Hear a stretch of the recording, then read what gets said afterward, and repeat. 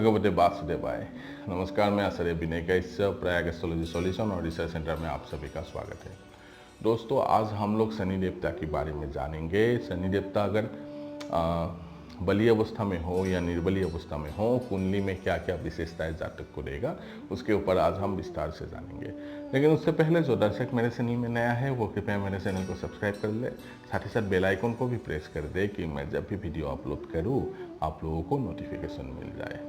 आइए दोस्तों, समझते हैं शनिदेव के बारे में। देखिए, शनिदेव जो एक राशि में 2.5 साल तक रहता है, बहुत लंबा अवधि तक रहता है, इसलिए शनिदेव का जो रिजल्ट देने की जो गति है वो धीमी गति से रिजल्ट देता है। तो अगर वो बली होता है या निर्बली होता है, क्या क्या प्रभाव आएगा। देखिए, अगर शनि देवता बली हो कुंडली में तो वो दार्शनिक होता है, वो जातक जो है चिंताकुल होता है, मितव्ययी होता है वैसे जातक, ठीक है, और साथ ही साथ सावधान और सतर्क पूर्वक लेकिन धीमी गति से वो कोई भी कार्य करने वाला होता है, ठीक है, अगर शनि देवता बली हुआ तो। और क्या होता है, वो जातक जो है धैर्यवान होता है, सहन शक्ति बहुत ज़्यादा होता है उन लोगों का, और परिश्रमी होता है, साथ ही साथ निष्कपट होता है, और वैसे जातक जो है ईमानदार होता है। जैसे कि शनि देवता भू संपत्ति का अधिकारी भी होता है, इसलिए भू संपत्ति बहुत ज़्यादा होता है वैसे जातक का, और कई प्रकार की स्थिर संपत्तियाँ, ठीक है, जैसे कि स्थावर संपत्ति बहुत ज़्यादा होता है, और आध्यात्मिक जीवन और एकाग्रता, फिर वो नियमबद्ध जीवन जीते हैं, ठीक है, बहुत सलीके से जीते हैं अपना जीवन, और भगवान शिव से फिर शनि देवता के द्वारा कार्य में हमेशा वो लगे रहते हैं, और ऐसे जातक सभी जो सीमाओं पर विजय प्राप्त करते हैं, और उसके जितने भी शत्रु है, शत्रु पर भी वैसे जातक विजय प्राप्त करता है। अगर शनि देवता निर्बली होता है तो क्या क्या परिणाम जातक को भुगतना पड़ेगा। देखिए, वो जातक जो है निरंकुश होता है, ठीक है, धूर्त होता है, और उसकी स्वामी एवं कुरूप होता है। वो काम को विकृत रूप से प्रदर्शित करता है, दुर्बुद्धि योग होता है, चोर, फिर धोखेबाज और अपराधी ऐसा होता है अगर निर्बली शनि होता है तो। फिर मृत्यु का और बीमारियों का या दरिद्र, और शनि जो अलगाव से वो लगे रहता है, अलगाव भाव का निशान होता है शनि का, तो अकेले रहना पसंद करता है। इसी कारण क्या होता है कि जातक को बहुत ज़्यादा परेशानी उठाना पड़ता है, और जितने भी वो उसका परिवारजन होता है, प्रियजन होता है, उन लोगों से क्या दूरी बनाए रखता है।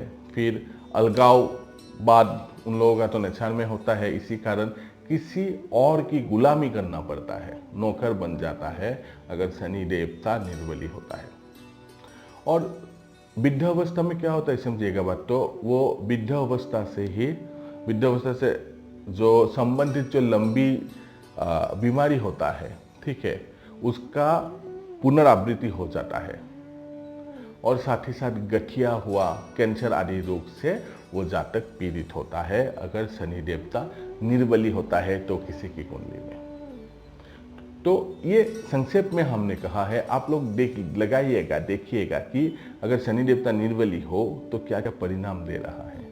और एक बात सावधान, अगर शनि देवता निर्बली हो तो उसका नख कभी नहीं पहनना चाहिए, किसी किसी स्थिति में पहनना पड़ सकता है, जैसे कि सूरज के द्वारा अगर अस्त होता है तो वो कोई भी पहन सकता है, ठीक है, शयन अवस्था में है, वृद्ध अवस्था में है, वैसे में कभी कभी पहना जा सकता है। लेकिन अगर शनि नीच अवस्था में हो, अपने शत्रु राशि में हो, शत्रु वर्ग में हो, और कुंडली के लिए फायदेमंद ना हो, तो शनि को नग अगर धारण किया जाए, शनि का नग, तो वो हमेशा कुंडली के लिए खराब लाएगा। यहाँ पर निर्बली का तात्पर्य ये नहीं है कि उसका बल नहीं है। आगे की ऋषि मुनियों ने इसे ऐसे सूची में क्यों रखा कि निर्बली का मतलब वो कुंडली के लिए फायदेमंद नहीं है, ना ही वो ग्रह बलहीन है, वो कुंडली के लिए फायदेमंद नहीं है, कुंडली के लिए खराब रिजल्ट देने वाला होता है।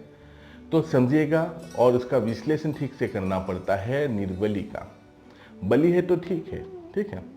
तो आप लोग भी अपनी कुंडली में लगाइए कि शनि देवता बली है या निर्बली है, क्या रिजल्ट दे रहा है, लग्न का मित्र है, शत्रु है, क्या है, देखिए, तभी जाके प्रेडिक्शन कीजिए तो शुद्ध परिणाम निकलेगा और जातक के लिए भी फायदेमंद होगा। और ये ज्योतिष शास्त्र के लिए भी अच्छा होता है, क्योंकि आजकल ज्योतिष शास्त्र के ऊपर जो भी तरह तरह के मत आने लगा है, ये सब निगेटिव होता है। जो ये हजार साल पुराना जो विद्या है उसमें ये अंकुश लग जाता है। अगर मेरा वीडियो आप लोगों को पसंद आते हो तो प्लीज़ इसे लाइक कीजिए, शेयर कीजिए और सब्सक्राइब करना मत भूलिए। धन्यवाद।